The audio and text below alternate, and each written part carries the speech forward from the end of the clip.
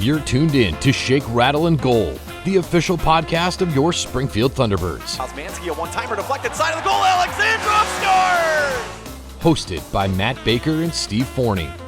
A show that's everything Springfield hockey, with interviews including players, coaches, and staff. The Springfield Indians repeat as the Calder Cup champions.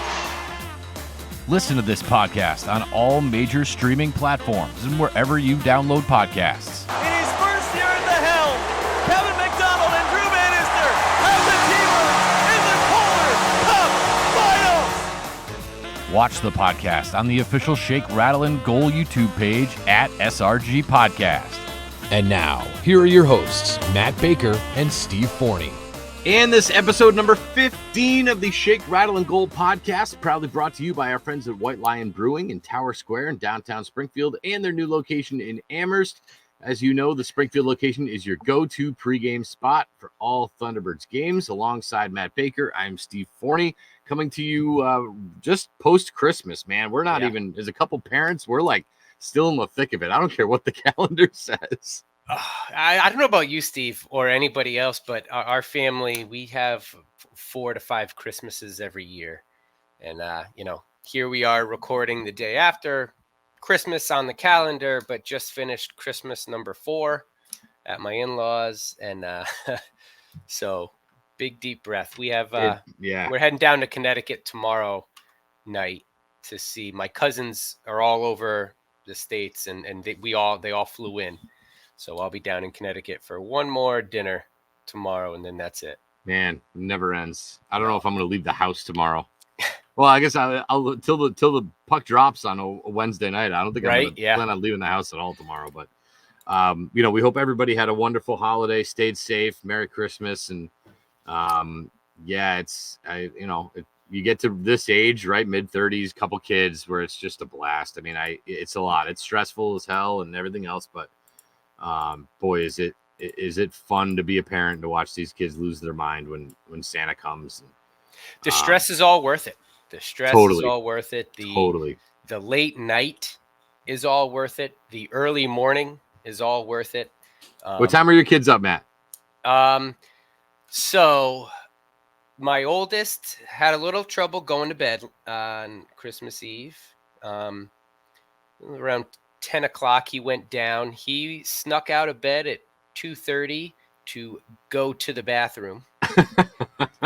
But then he has asthma and he was kind of coughing a little bit. So I was up at 3:30 to give him his inhaler. And then I kind of was up. And then my younger son was up at like 5:20 in our bed by 5:30.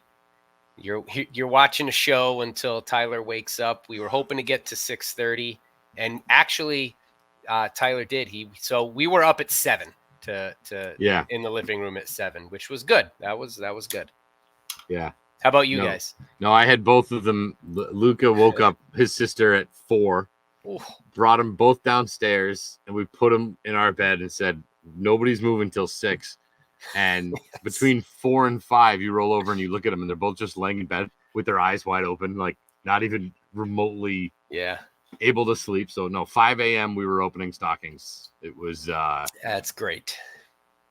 Was a day. So long story short, today was a big family nap, which was very much needed as we talk here on Tuesday. But we do have a lot to get to. I do think that you're just on the whole, the game against Hershey on Friday night was the single most entertaining game of the year. And Saturday night against Bridgeport was kind of close to that. The only problem I had is it's Bridgeport. Like, come on. Like, you shouldn't be in the same situation you're in against Hershey that you're on in Bridgeport. But despite the AHL app, crapping out a whole bunch for you at home, just some quick general takeaways from the weekend games against those two teams. In general, I think, as we break down these last 2 games, there's the good, the bad, and kind of everything in between. I think, I love this team. I love this version of this team. They're never out of it. They're entertaining to watch. They're frustrating at times because you know what can be there. But at the same time, you know, it's AHL developmental league, and these things happen. But I don't, as a dad too, both these games, we're in the stands for Friday night's game against Hershey, and I'm telling my kids, don't worry, they're not out of it. Yeah, you know, and here's my kids. Yeah, but like Hershey's in first place. Boys, it doesn't matter. You still have to play the game. It's not over. And then, you know, you get into overtime. Against Bridgeport, they're frustrated. Oh, again, it's all standings to them. So, Bridgeport, they're not even in the playoffs right now. What's going on? Boys, the game's not over. You know, right. And this one, it came down. It was a little bit later, right? 10 seconds at the end. 10 seconds left. It's hard for me to still be like, boys, it's not over yet. But it's true. And so, you know, I like it from a dad standpoint too, because kids, dad was right. The games are never over. And you know, all kidding aside, our young viewers and the young fans of the Thunderbirds, you know, that is a lesson. These guys are professional, and I don't know any professional who's going to make an excuse about a loss or concede any loss at any time. If they had that sort of mentality, I don't think they'd be playing at this level. So, you know, again, I think there's going to be some good, bad, and a little bit of everything in between when we break down these games. But I love this team, and they're entertaining to watch. They keep me on my seat. And, you know, as a fan, you can't ask for anything more.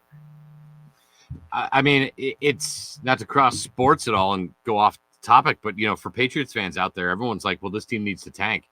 If you watched the game on Christmas Eve and you saw the way that locker room was after that win against Denver, and you know, you're a Giants fan, and sadly your team kind of stinks as much as mine does. They do. You know, good luck telling those NFL players, yeah, guys, we're just gonna throw away the rest of the season. Like, right? No, like they're not doing that. And you know, that to me shows a lot. Whether it's a season or just a game, you know, these guys, nobody likes to lose.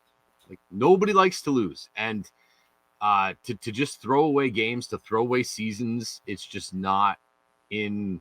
If you get to this level, it's not in your makeup, ideally, right? So 100%. And you're right. I think I had a lot of family in the building on Friday for Hershey, and everybody was like, boy, that after a period, I thought that thing was, you know, that thing was over. And, you know, they were just as happy with their $2 Coors Light drafts. I went to see all my family, and I couldn't get a hug. They're all holding 2 Coors Lights at intermission. I'm like, all right, well, I guess I'll come back later. We know where you stand. Yeah. Right. So, but real quick, before we do get into the games, I want to talk a little bit about to follow up our buddy Casey Terreri, who I had a nice chat with before Saturday's game, and I know he did a little something cool for you too. Yeah, what a nice guy. Yeah, so Casey invited my family, my 2 kids, myself, and my wife, down into the officials' locker room, and had an opportunity to speak with all the officials. And, you know, my kids had more questions for him, and we spent about 15, 20 minutes just chatting about hockey and officiating, and just what a great experience. And, you know, it's, again, one of those things that my kids hopefully have a memory of forever. And it was cool, too, because so it was Casey Terreri, number 75, Sam Heidman, number 60, Brent Colby, number 7, and Matt Heinen, number 38. And they were all sort of in different stages of their officiating career. Yeah, definitely. And so it was great to sort of hear their outlook on officiating and their outlook on some of the things. One thing that I found interesting, we spent a lot of time talking about the overtime in the 3-on-3, all 4 of them within a second of me asking about their thoughts on overtime. Oh, they love it. But they want the game over, you know? Right. They want to get into their going home clothes. And so they want the game over. So they like it from that standpoint. But just great guys, and just, I can't say enough for how nice and welcoming Casey was to my family. So Casey, if you're listening, thank you for that. It was a lot of fun. Great pleasure. That's awesome. And I mean, to that point, like nobody, I mean, if you're in the building and the refs in overtime call a penalty against the other team, which by the way happened Saturday, most of the time when it gets to overtime, you're like, just put the whistle away, right? Unless it's obvious. Don't bother calling anything. And most of the time, there's not even really a lot of whistles in the 3-on-3. So, yeah, I'll bet they sort of want it over. But, yeah, it's funny. On Saturday, I caught Casey because, again, he talked to us about how he puts the sweats on and he goes out for a jog. And so he's jogging by where I am. And I was walking and I caught him for a minute. And I was like, so where are you going? He's like, well, I got a couple in Bridgeport. I got to do some in Lehigh Valley. And then I'm doing the West Coast swing where I'm doing San Diego and Coachella Valley and, whoever the other California team is there. And I said, so you're telling me that in early to mid-January, they sent you out to the West Coast? He's like, Steve, let me tell you, one of these arenas has a golf course across the street. I'm like, dude, take me with you, you know? So when we're out here, hopefully, I don't know what mid-January brings. I'm sure it's going to be bitter cold. Just know that Casey Terreri's playing on a golf course on the West Coast. So, no, just, really cool guy. It was nice that I could catch him for a minute. And I thought that what he did for you guys was really cool. And those, again, all throughout this league, I think that's what makes minor league sports so great is the experiences for the kids, meeting the players, getting sticks from players, meeting them before and after the game. And whether it's players, refs, coaches, I think everybody, for the most part, buys into that. Yeah. And, that's, again, especially this time of the year, boy, isn't that special for the young kids. So tip of the hat to Casey. We'll have to get him on again sometime. Yeah, and he'd be happy to come on. I even think a couple of them too are like, hey, if you ever want somebody else to come on, let me know. So yeah, very nice. Anybody but the Brigantes. I'll get into them, but I can't. I can't. And they're nice guys. And and we're gonna cover this game, but holy crap, man, drop the puck. Like I think I counted 6 times in the first period and a half where the Brigantes kicked somebody out of the faceoff on a power play. It's like, dude, I know you got rules to follow as a linesman. Drop the puck. Just drop it and see what happens. It drove me bananas. But anyway, let's take a look at that game in Hershey where, it starts out just real bad in that first period. They're down 2-0. And then 11 seconds into the second, they're down 3-0. And I think most people, for the most part, were like, well, this is over, but it wasn't the case. Yeah. I mean, look, this is my bad of at least this weekend. And quite honestly, I think it's been 5 games now where the Thunderbirds have had to come back. They've given up the first goal. I don't know what it is, but I do think this is something that this isn't a trend you want. 5 games in a row, you are giving up the first goal. I think only 11 times this year, I believe. I'll have to double check that, but where they've scored first. I think getting off to a better start is sort of that next check off the list for this team to continue to progress throughout the season, right? We're approaching the midway point of the season. It's still fairly early, but you can't bet on putting yourself in a 3-0 hole and climb back into overtime. Giving up a goal 11 seconds into a period. That's, again, I don't know what it is, but I would think that's got to be priority 1 on Coach Tkachuk's list. How can I get this team better in the first period and better to open up a period? Not necessarily. You don't have to score goals. But starts in general, whether you're starting a game, starting a period, coming out the gate ready to go. Yeah, I believe in sort of setting that tone. And so now you're just kind of playing through the ebbs and flows of the game, where if you are allowing a team to gain momentum, to start a period, to start a game, to start anything, you're now not wasting energy, but spending energy to counter that momentum, then just to get into the ebbs and flows of a game. Right. So, again, Hershey, we know Hershey's a great team. We know they have great goaltending. And I didn't think it was an awful play in that first period. I mean, they got almost outshot 15-8. But 15 is a high number. I mean, 15 is anything over 12 to me is too many shots to give up in a period. 15 is a high number.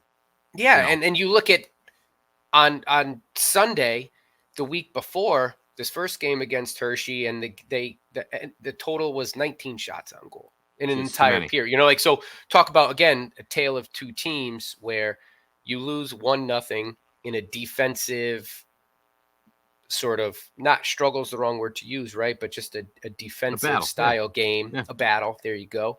And now here you're getting outshot 15-8. I thought Zarenko kind of had to play off his head just to keep them within striking distance. But I guess, now you found yourself in a 3-0 hole. And this is what I love about this team. Joey Duzak, probably this goal and Will Bitten's goal in the Hockey Fights Cancer Night, the Bitsy's Army, are two of the prettiest goals I've seen in a long time in person at the AHL level.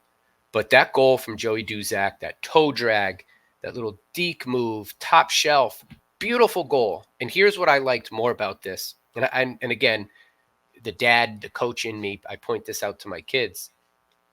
He didn't really celebrate with anybody. He kind of took his glove, and if you're on YouTube, you kind of see the motion I'm making, but he kind of went in like a fast forward, like, let's go. And if you read his lips, that's exactly, let's go. And there was an expletive in there. Let's go. And I like that. And it's true. We're down 3-1. What do we, let's go. Yeah, good job. There's a lot more work to do. And then you have less than a minute later, Vrana getting his first goal. I personally, let me take a little tangent here. I am closing the door on any more Vrana buy-in with this team. I don't know if you've seen something different, but that the James Neal bad taste in our mouths, that kind of is Vrana buying in.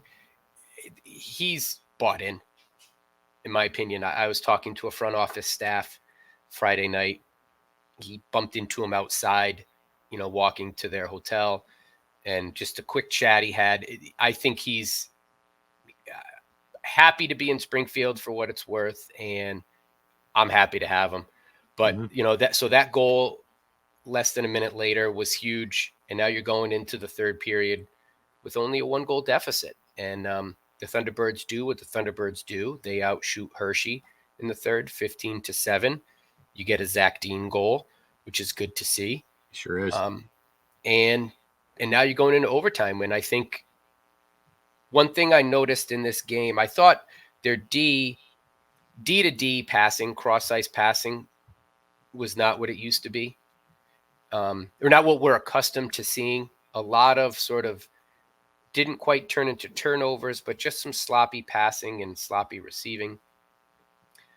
The energy level from some of the guys, I don't want to call anyone out in particular, but just some of the energy levels that, again, we're accustomed to seeing wasn't necessarily there. But in that third period and in overtime, I just felt they played more open. And, their rush through the neutral zone was there. Their passing was there. Their that ice vision was there late in the third and into the overtime. And that 3-on-3, they dominated Hershey, albeit really 3-on-3, 5 minutes, didn't get a goal. But just talk about, they had 3 official shots. All 3 of them were legit chances. So as exciting as you can be about a shootout loss, that was an exciting, upbeat kind of shootout loss, I guess, if that makes sense. No, I agree. And you mentioned the shot total and in overtime. I think the last probably 15 seconds of the third period, I remember at least 3 Hershey guys that were forced to lay out to block shots. Yeah. But the horn goes off and there's 4 Hershey guys sprawled across the ice because they just had to eat shots. It looked like a battle scene out there because the Thunderbirds just dominated. The last 30 seconds of the third period, they were just all over them. And the passing, you're right. The passing and the puck control and the puck possession to me were absolutely abysmal for a period and a half. They couldn't make a pass. They couldn't receive passes. They were turning it over in the neutral zone. There was just no respect for the importance of holding the puck for a period and a half. And, one thing that I think a guy like Vrana has to get used to, and this isn't something that I'm like picking on him for, but I think you mentioned it to me when you talked to Casey Terreri in the locker room. Is I think you asked, forgive me if I'm wrong, but you asked Casey about the difference in speed from ECHL guys to the AHL guys to the NHL guys, right? And as somebody who's worked at AHL and AHL, the biggest difference of all of it is speed. And what takes an AHL guy to get to top speed, maybe 2 or 3 strides, it takes the NHL guy a half a stride to 1 stride, and they're gone. Yeah. So, Vrana, there was a point where he would, I think on 2 different occasions, would make these passes without looking, assuming that somebody was there. And it's like, buddy, like, you're not in St. Louis. Like, this is the AHL. You got to give our guys an extra second. You got to look over your shoulder, understand where everybody is. And I could tell he got a little miffed because I think he threw it back to the point and there was nobody there. But it's just, again, it's not, you're not in the NHL anymore. So, like, there is a little bit of that learning curve, I think, from a guy like Jacob Vrana of understanding how to maybe tone it down in some instances. And then, of course, in the overtime, he was double shifting. And I don't know if he even ever came off the ice. I mean, he was just absolutely all over the place. But the passing cleaned up. My issue is that with this team, the first, 10, 15 games of the season, it was the second period.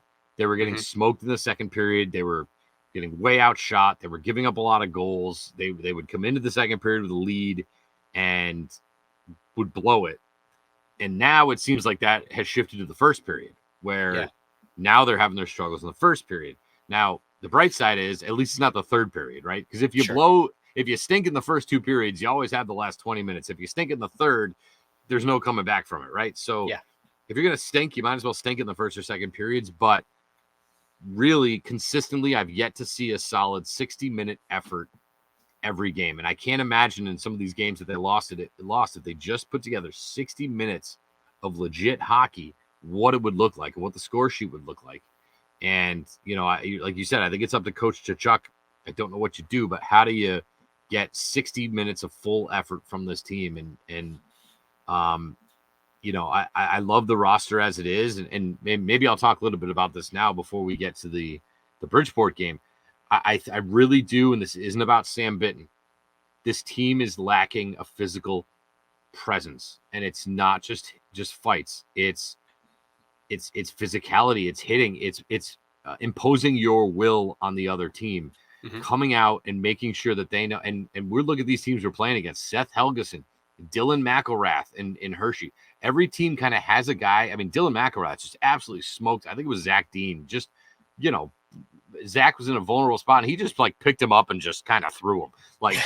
And it wasn't a fight or anything like that, but it was just this like, oh, we are bigger, better than you. And the Thunderbirds just don't have that. And again, they've had their Bobby Farnhams and Riley Stillman, and they've had guys over the years that impose their will on the other team. And when you need a big hit, we need a momentum shift, that's who you look to. And my fear is in a playoff series that this team can get pushed around. And a lot of times I mentioned those 2 guys that comes from the back end, and between Kessel, Rosen, Coughlin, Duzak, who's undersized.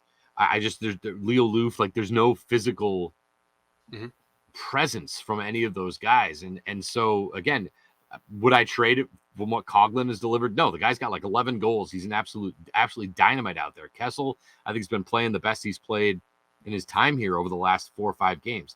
Callie Rosen, I don't think had a very good weekend, but somebody, and you look at Hunter Skinner, I think Hunter Skinner's the physical guy, but he's just like one shift away from getting a penalty every time he's on the ice. Yeah. So there needs to be, I guess my biggest fear is that this team lacks that physical presence. And I think whether it's the Sam Bitten fights, or a big hit here or there that shifts the momentum, that is really what's helped this team a lot. And, as we kind of get to the Bridgeport game, Will Bitten, smoked two guys right in front of me. One of them was Ishikov on Bridgeport, and there was a scrum directly in front of me. And once that happened, the game changed. Yeah, it flipped. And Will finally said, "I'm going to go out there and I'm going to hit everything that moves." And that shift totally changed the game. And I think at that point it was 3-1 because it was in the third period. But the physicality, and again, it doesn't have to be this lug nut fight of two guys just hammering on each other. Just imposing yourself physically on the opposition is so important at this level, and I think it's something that the team kind of lacks a little bit. I would agree to that. And sometimes the physicality isn't just getting into a fight, but the understanding on both sides that it could lead to that, right? And, does that mean that on Friday night's game, does McElrath finish a check just a little bit harder?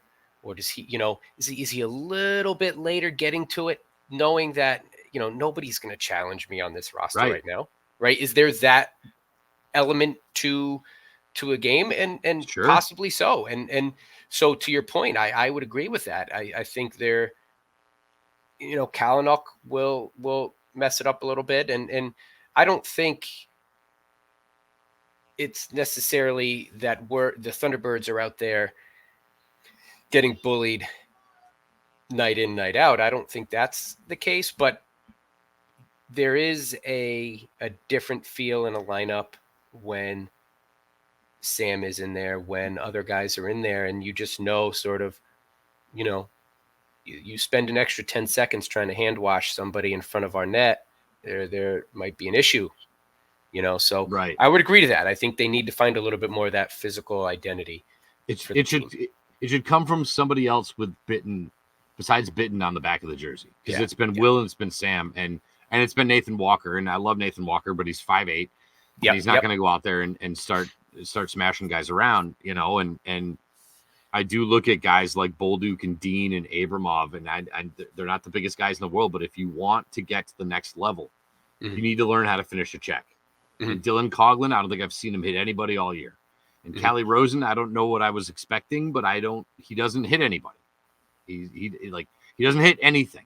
And Matt Kessel doesn't really hit anything. Yeah. And so, I'm expecting a little bit more from these guys, to where, like you're saying, when you talk about McElrath, you're following a guy in the play and he's going to move the puck. And how many times do you see guys skate towards the puck carrier and then they move it and then they curl off and they don't make any contact?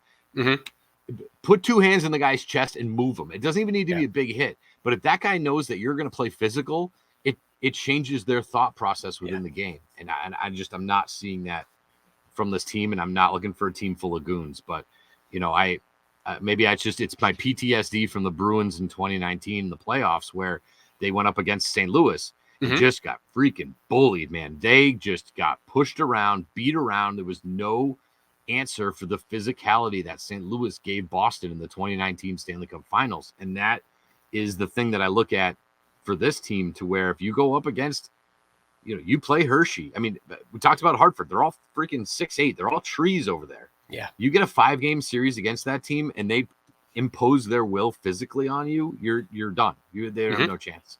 So we kind of saw that last postseason, for albeit only 2 games.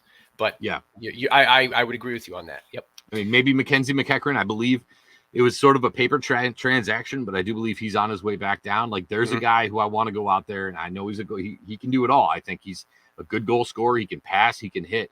I want to see more physicality from that player, shift by shift. And I think that over the course of a game is something that can really change things. So we are going to break down that Bridgeport game a little bit, but I do want to mention that the SRG podcast, proudly sponsored by our friends at White Lion Brewing, their new location in Amherst on North Pleasant Street, and of course right in downtown Springfield at Tower Square at 1500 Main Street, the place to go prior to Springfield Thunderbirds games. As we know, parking in downtown Springfield, it's a little tricky these days. Make sure you park in the Tower Square garage and then swing into White Lion. You can show them your T-Birds ticket and they'll validate your parking for you while you're there. Grab some Boomer Nachos, some Seuss mac and cheese, some Hall of Fame wings, along with any of the 20-plus beers they have.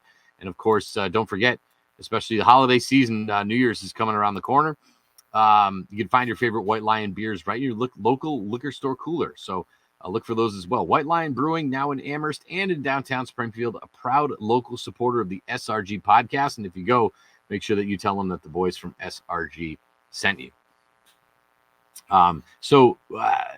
Again, we don't need to go too far down this rabbit hole, but I'm as a paying customer of AHL TV, I'm really disappointed in the product. And I don't know if you've even noticed where you can't even, if it's a 7:05 start, you can't even log in at 6:58 because you must wait until the game has started. It's like, why can't you just give me the arena feed? Like, why can't I watch warm-ups? Like, I find and that's I don't understand that either. When you watch games on demand, you get the whole. The Thunderbirds are different in a sense. They start because I think Ryan starts the radio broadcast a little bit sooner, so you get like the on-demand games. I get before the warm-ups. The players. Yeah, you get like an hour. Yeah.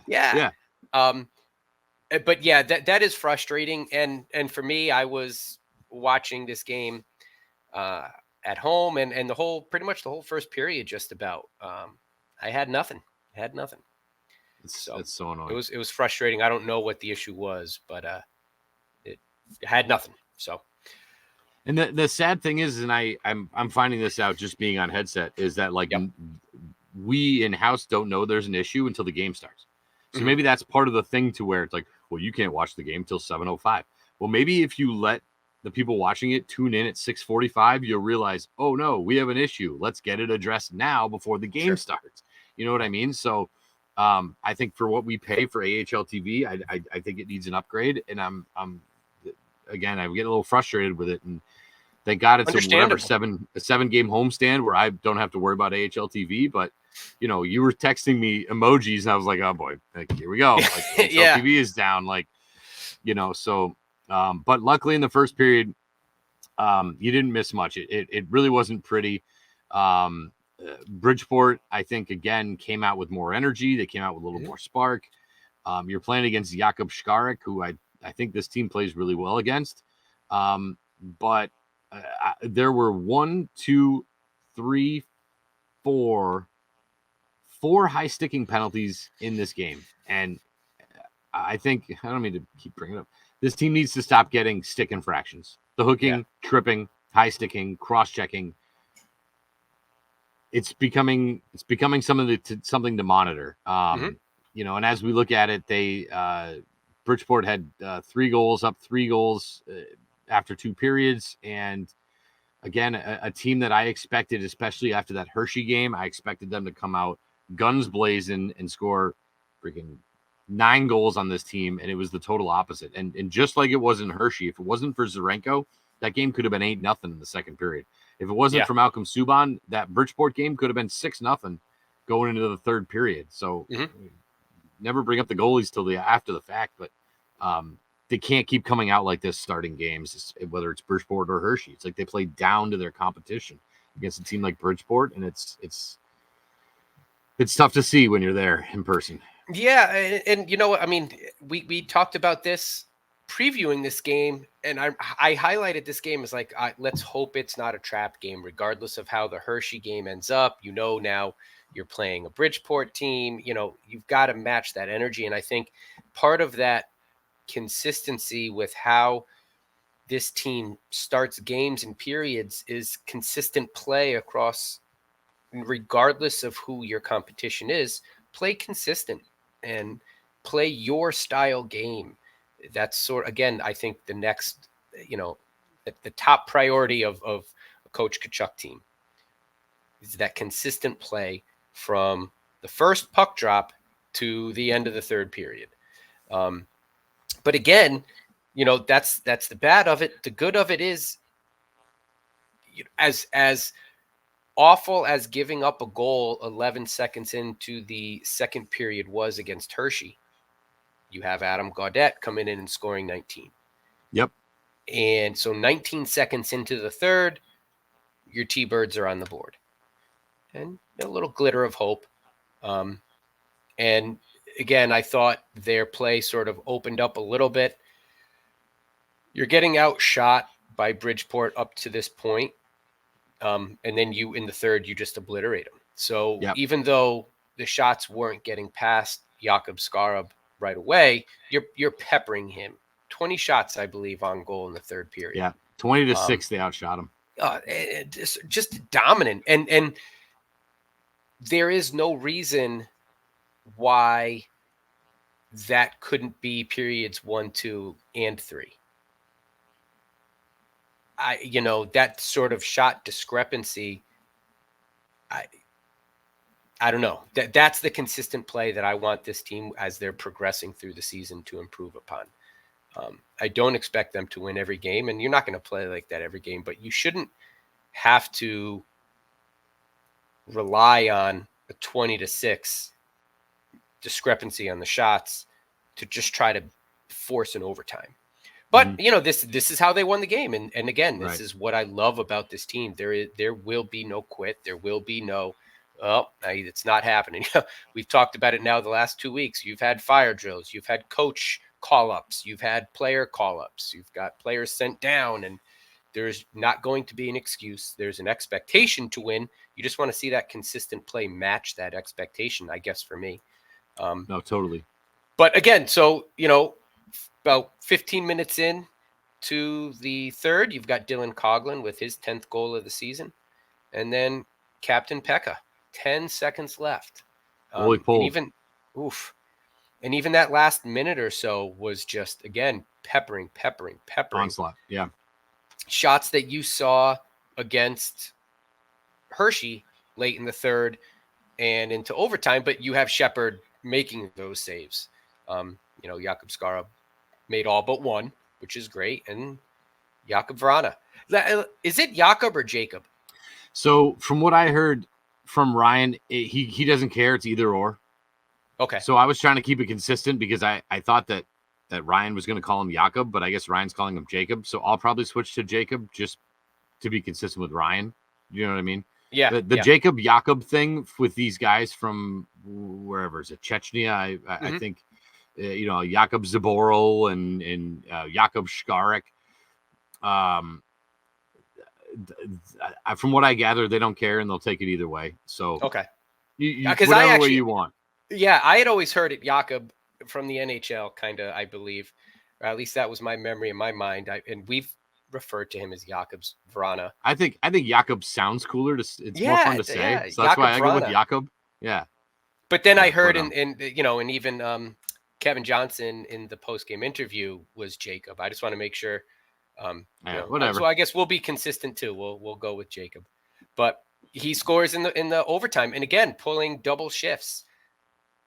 You've got defensemen, Calle Rosen, Kessel blocking shots in overtime and in the third period, giving up the body.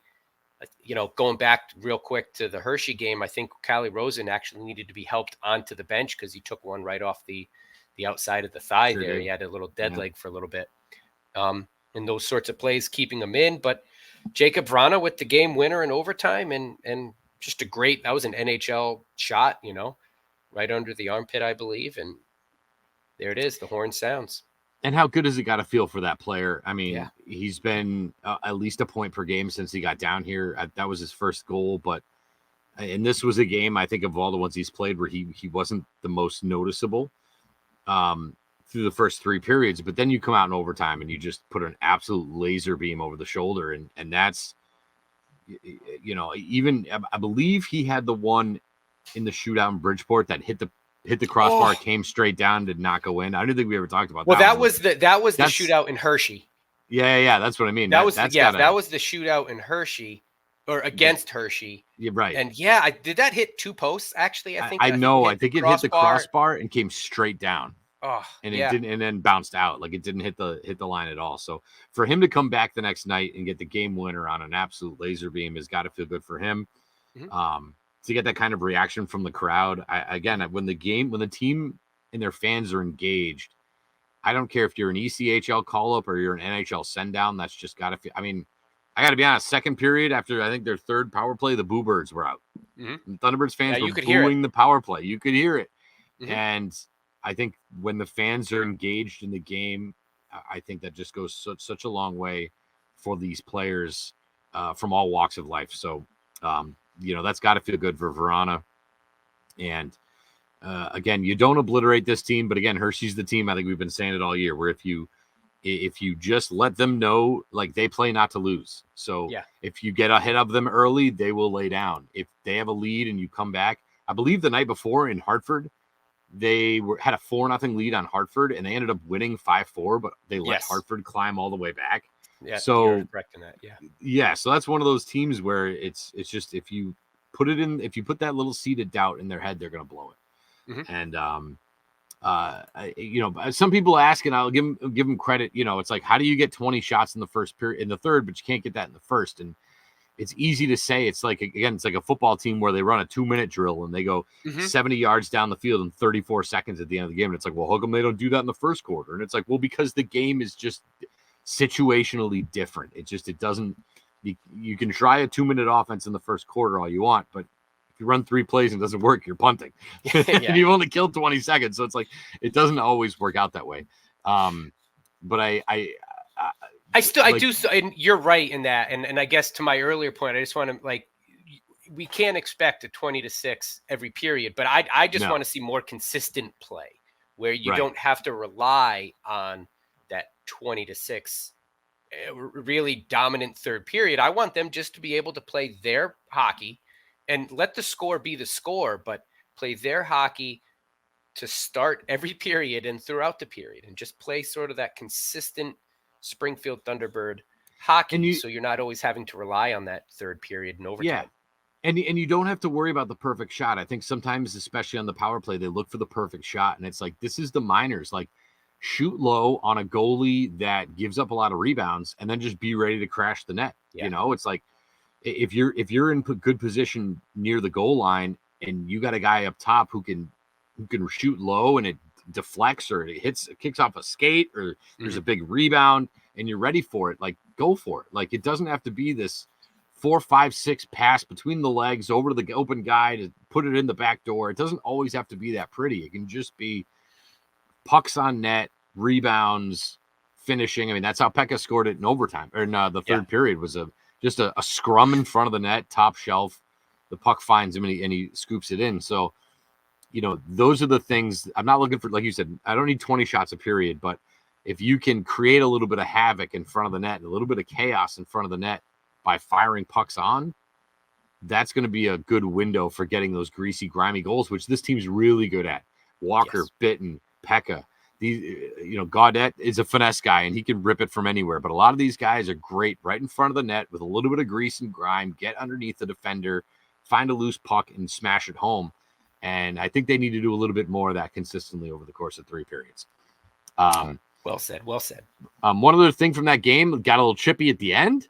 Yes, I was going to ask you, what do you have an insight on that? So I kind of missed the beginning of it all unfolding. I know that Duzak and Helgeson were both assessed 5-minute majors for spearing and game misconducts. So there's a little bit of stick work there. And as we know, Joe Duzak, this is twice now Joe Duzak's got into it with Bridgeport, because he got into it with McLean last game.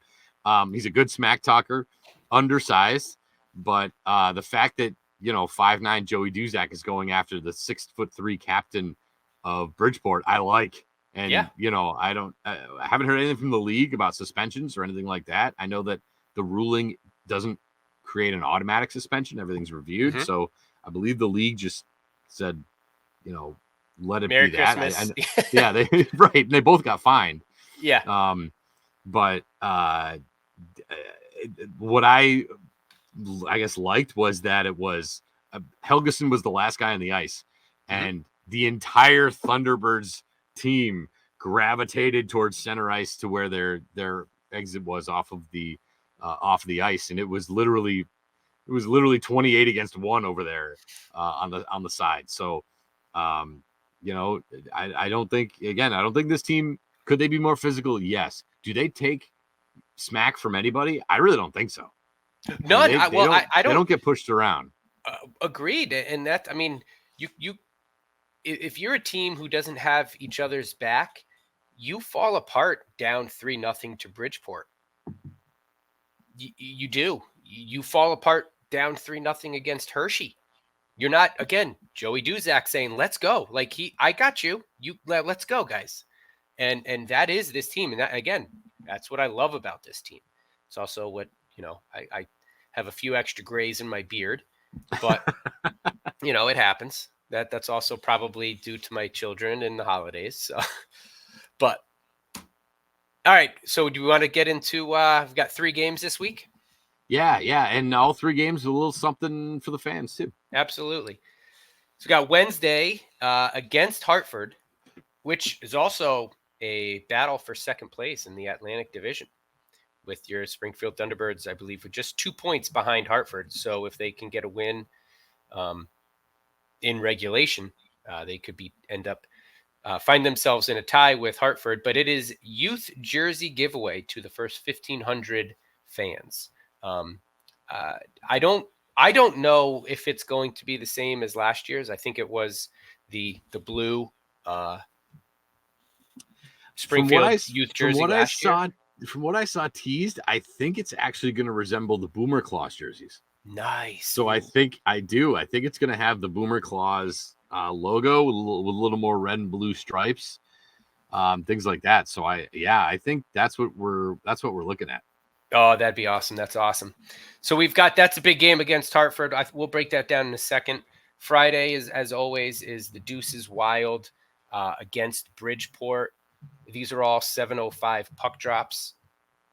And then Saturday is the Boomer Ornament Giveaway, and that is against Providence. So these are 3 Atlantic Division rivals, 3 very big games. And, this is the up and down of the Atlantic Division, but at the end of this weekend, we could see the Thunderbirds sitting alone in second or sitting down there in 6th or 7th. If it doesn't go good. So 3 big games. I think this is sort of when these games start to become a little bit more important. You want to start, again, just that continued progression throughout the season. But starting off with a big one against Hartford. Personally, go ahead. Oh, go ahead. Well, I was just going to say between Hartford and 6th place Charlotte is 4 points. Yeah. So, you got 3 games here in a week, and every point really matters. Yep, absolutely. For me, one thing where Springfield has really struggled against Hartford this year, in my opinion, is the power play. I think we know why. You bring up the size, and they're trees playing with 10-foot sticks out there. So space is limited, but I'd like to see that improved. Their power play against Hartford, we know it's going to get a little chippy, so I'm anticipating some penalties, hopefully for Springfield, not those lazy, out of position, stick infraction type penalties like what you were talking about, but we can expect a chippy game. It's Hartford. So when we're on the power play, let's take control of the line, and I want to see some puck movement. I want to see not settling for the best shot, but let's put a shot on goal and let's see what happens. Crash, use that extra skater to crash, whether it's Deming or Garand. I'm not sure who they're going to go with, but let's put some pucks in the net here against Hartford. Yeah, Hartford's second in the division in penalty minutes with 407. Thunderbirds have 348. So they have basically 60 more penalty minutes than you. I'd like to see more of, and they started doing this in the last game against Hartford, running the power play from behind the net. And, you try to work the blue line on the sides against these guys with these long arms and long sticks. Put it behind the net. Make them chase you. Make somebody come around the back of the net, and now in front of the net's 4-on-3, and more. There's more gaps. There's more space. If you put 2 guys behind the net and run the power play back there, and this is maybe the lacrosse guy in me, because in lacrosse, it's a great way to run a power play is from behind the net, and with the goalie with his back to your cutting attackers and midfielders. So we always ran the power play from behind the net. But maybe there's a little bit more action behind the net rather than those blue line passes that it's easier for sticks to get in the lanes. So there you go, Coach Forney. I like it. Hey, what can I say? As a guy who can't skate, here's my power play suggestion for the team. I like it. Yeah. No, but I totally agree. Special teams is going to be huge in all 3 of these games. And And then we look ahead to, again, Bridgeport again. And the broken record, bury this team. Yeah. Get up early. Get up early. 4-goal cushion, and then ride out the clock and go home. That's real. You know, I for me, what I'm looking for is get up early and ride a 1-0 goal. I mean, they have to get up early on Bridgeport. You know, regardless of what the score is against Hartford and Providence, you're going to have to grind to get those wins, you know, but get up early on Bridgeport and keep your foot on the pedal, and let's see what happens.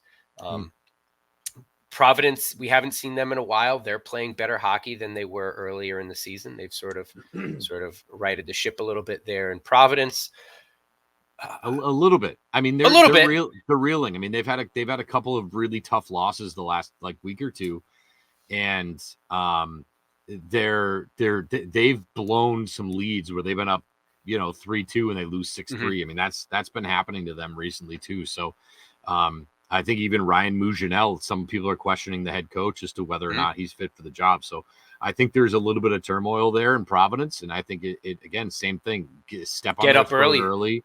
Yep. And wipe them out, which sucks because that team, again, the Bruins fan to me, they're loaded. I mean, there's a lot of talent there. Yeah. There's so much talent. And the Bruins, again, have called up a lot of guys, the Boston Bruins, in terms of having injuries and stuff like that. So they've had to dip into Providence, which is something they didn't have to do at all last year. Yeah. So they've had to call up guys from ECHL, and that's the time to really take advantage of that. So I'd like to see, and I don't follow. I don't pay too much attention to Providence. I know, I'm kind of nerdy. Well, no, I get it. But I mean, if there is dissension among the ranks, those are the teams that if you do get up 2-3-0 early, I'm done. And that's not the case for Springfield, thankfully, and happily for us, right? These guys, it's a close-knit group. They're going to battle 60 minutes, even though it might not look like they are battling. I just want, so these next 3 games, let's see some consistent play out of them. Games 3, 4, 5 of this homestand. Fans, be loud. I will say we were loud Friday night. I wasn't there Saturday, but be loud. Both nights, great crowds. Both nights were really good crowds. Let's keep that rolling, and hopefully this team can roll into the new year on a nice little winning streak. That'd be awesome. So we want to thank everybody for listening. As always, I will say I've had more people come up to me. A lot of people will come up and say, "Hey, you're the announcer. Like, how's it going?" I've had a lot more people come up to me and be like, "Your podcast is great. Like, you guys are doing an awesome job." And I think part of the reason I'm so nerdy about Providence is because there are people that are Bruins fans that are engaged in Providence and in following that team and promoting that team and tweeting videos and sending things about the prospects. St. Louis doesn't really have that, I don't think, except for us. You know what I mean? So I think fans are starting to appreciate what we're doing here, Matt. I think we got a nice little thing going here. And I just wanted to say to all the people that listen and come up to us and say, "Hey, we love the podcast." We really appreciate you guys listening, because if you're not listening, then the two of us are just talking to ourselves. And that's something we could do on our own time. So, thank you to everybody who's been listening. Merry Christmas, Happy Holidays, Happy New Year's. Please be safe. Do not be a New Year's Day news story. If you're out getting crazy, being wild, be smart, be safe. There's just too many different resources out there for you to not. Go to a neighbor's house. That's what I'm doing. That's where I'll be. I'm going next door. So, thanks everybody for listening. We really appreciate it. Be safe and happy holidays. Absolutely. And again, like, share, follow us on social media, and we appreciate the views. We appreciate the clicks and likes, and keep them coming. And as always, let's go T-Birds.